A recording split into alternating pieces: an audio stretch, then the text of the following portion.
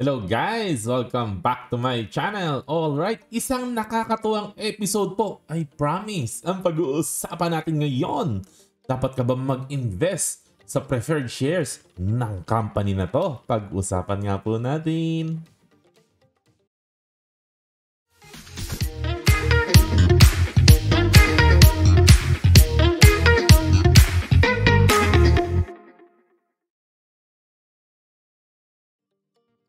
Welcome back! Ayan! Dapat ba tayong umasa? Dapat ba tayong mag-invest sa preferred shares ng stock po na to? Okay, nakikita nyo po yung logo po, no? Ayan! Kasi po, meron po nagpadala po sa akin ng email asking for advice.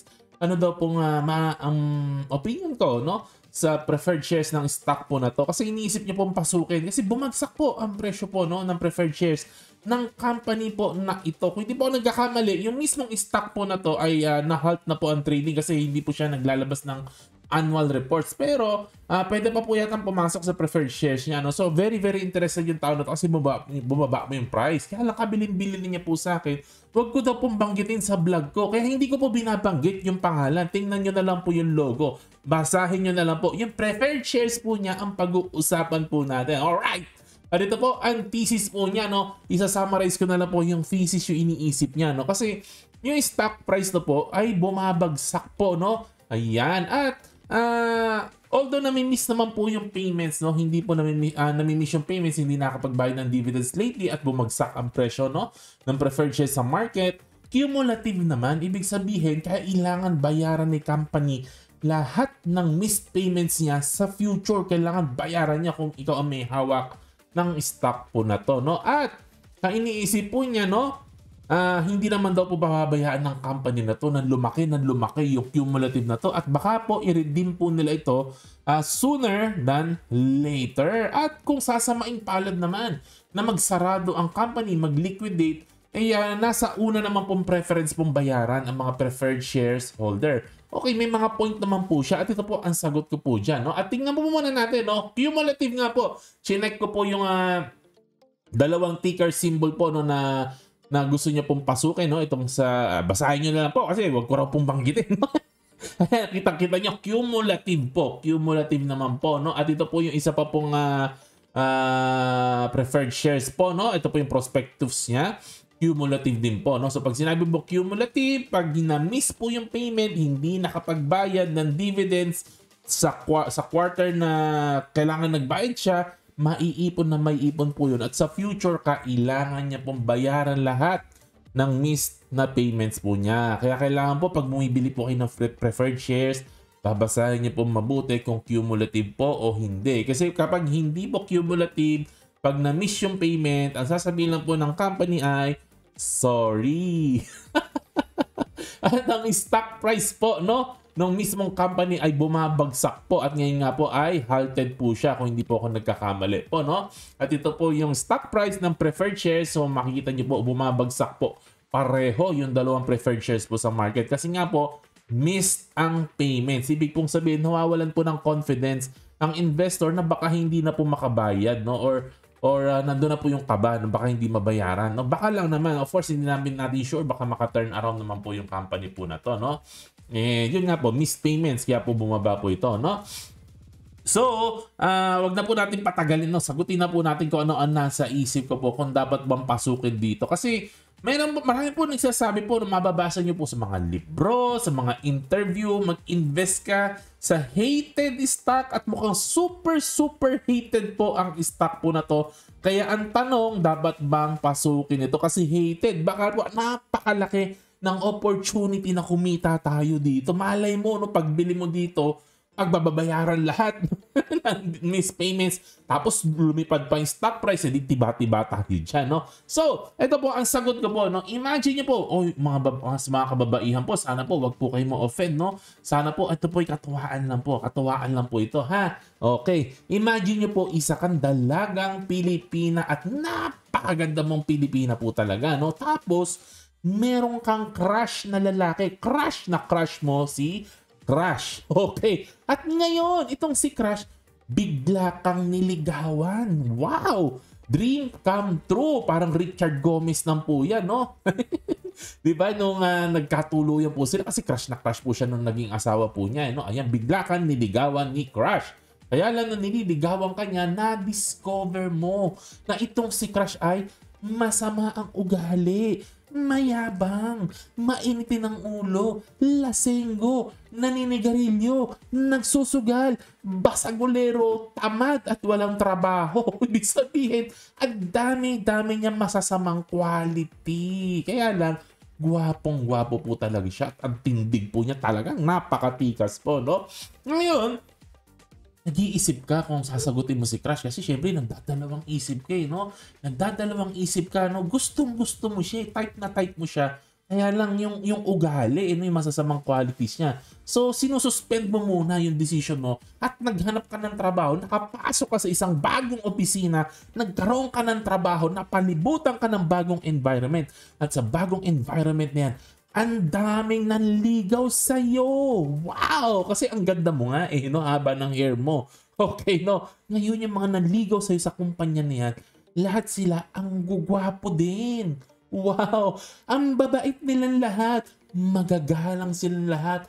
Masisipag. May trabaho. May pangarap sa buhay at git sa lahat, walang bisyo. At mas gwapo pa sila kaysa sa original crush mo. Maliwanag po ba?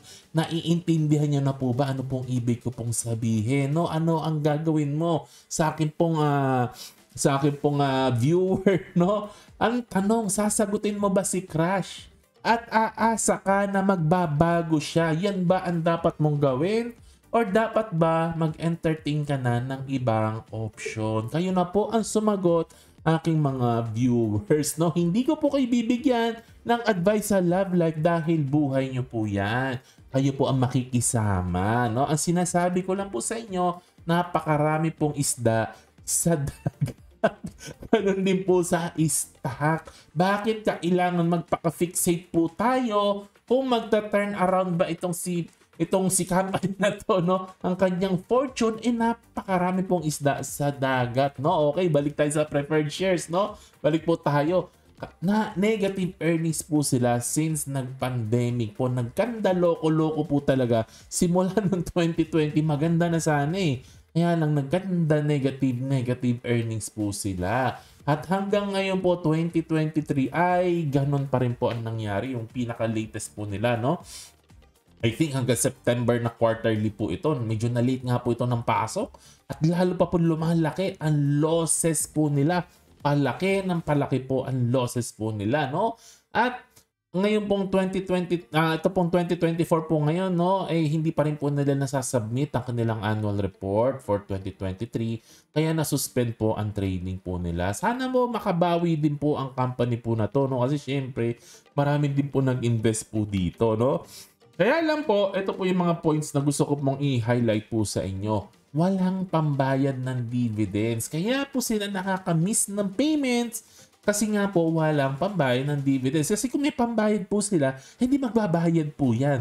The reason na hindi ka nagbayad kasi wala kang pambayad. Ganun lang po kasimple po yun. Kasi nga they are losing money. At kung wala po silang pera, pambayad ng dividends, paano pa po nila mare-redeem ang mga preferred shares po na to?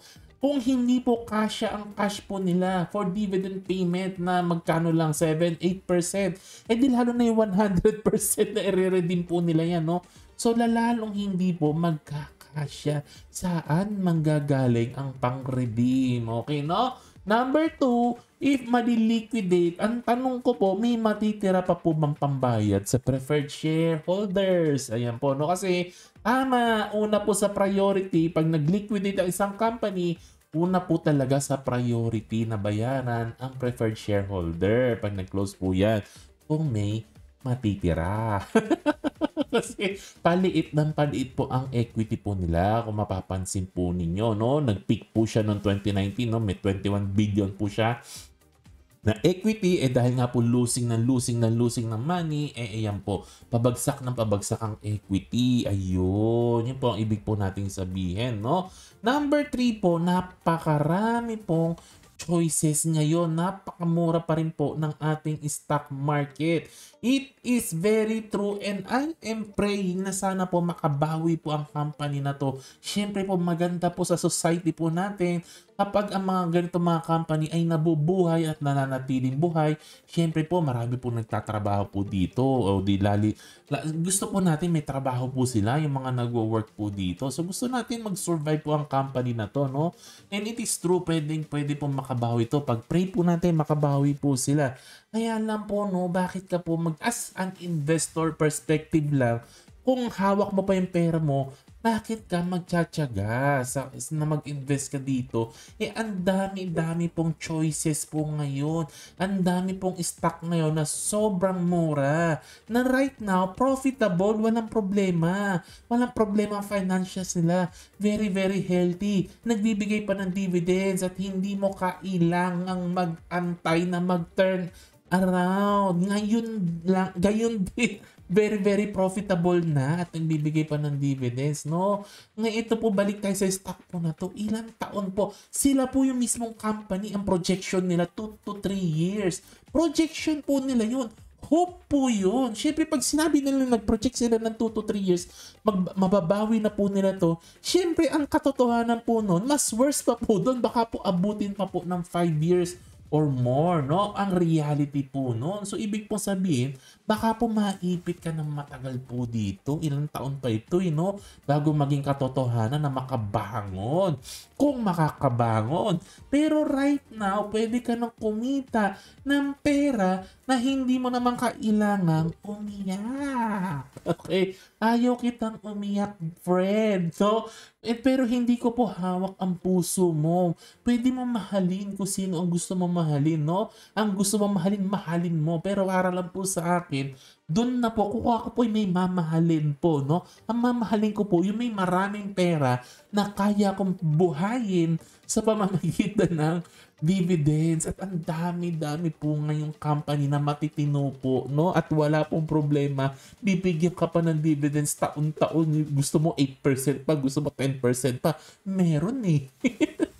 Meron. No, sa sobrang choosy nga natin. Sa sobrang dami talaga eh. Dahil pagpipilian eh. Yun lang po ang sa akin po, no? O gusto mo bang paiyakin, pasakitin ng ulo mo ng at least 3 years or 5 years or more? O gusto mo ngayon pa lang, no? May dividends ka na natatanggap at ikaw may pangganong ka na, no? May pangkain na tayo, may pang-Jollibee na tayo, no? Every quarter. Pwede po. Yun lang naman po ang ating kwentuhan po ngayon. At sana po natuwa po kayo. Sana may natutunan kayo. Hindi po ito financial advice for entertainment lang po ito, no? Hindi po ako expert, hindi po ako trained po dito. Basahin nyo na lang po ang mga disclaimer po natin. Okay po, like, subscribe, share, hit the notification bell, comment na po ay suba, kwentuhan tayo, no? To God be the glory, happy investing, God bless, bye!